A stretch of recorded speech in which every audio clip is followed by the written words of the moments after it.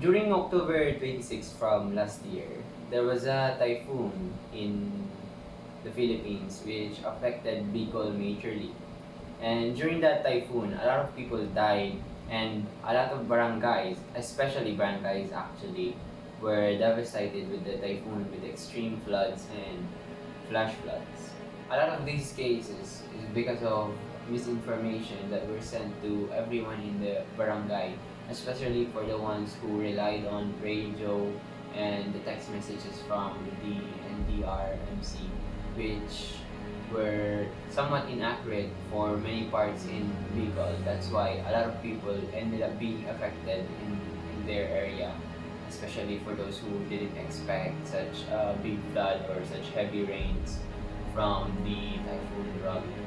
Not only just in typhoons, but even fires, even local fights from drunkards in the barangay can already lead to many injuries, which require the barangay officials to respond very fast.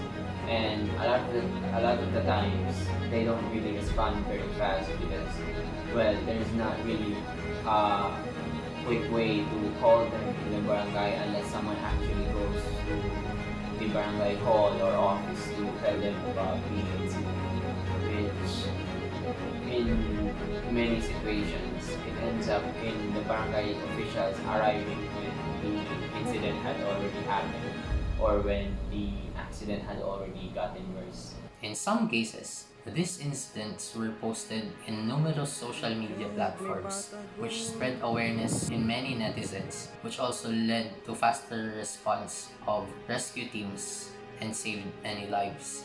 Though many lives were saved from social media posts due to the fact that response and rescue teams had an easier time locating the victims, there wasn't really a designated system in looking for these posts, which still led to many lives being swept away from many incidents. Yan na po yung sitwasyon namin ngayon dito sa Road 1 Doña Petra, Marikina po. Second floor po yan ng bahay. Ito po yung mga bata, kawawa po. Wala pong choice kundi matulog dito sa bubong.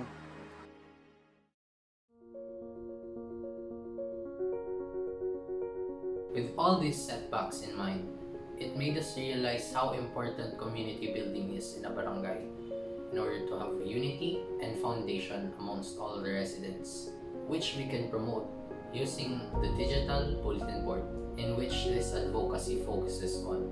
The digital bulletin board can be used by the residents in order to have access to information and events that are going around in the barangay. This will provide more accurate and consistent informations for the residents, especially for information that concerns benefit of everyone, like relief good locations and schedules, location of flooded roads, broken bridges, or even evacuation alerts.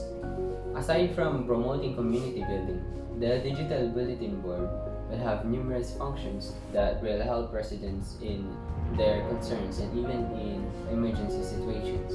The bulletin board can help residents in contacting institutions like the DSWD and even contact the barangay officials if they have any complaints or concerns about the barangay. Even in emergency situations, residents would be able to alert nearby digital bulletin boards and in turn alert the barangay officials for any local emergencies that residents wouldn't be able to handle by themselves.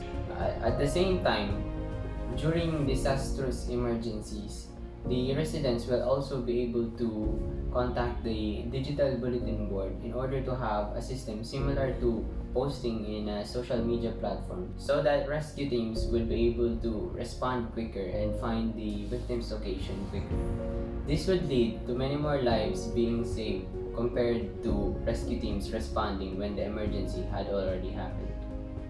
This may be a local advocacy, but once properly applied, this could save many lives, even on a national level.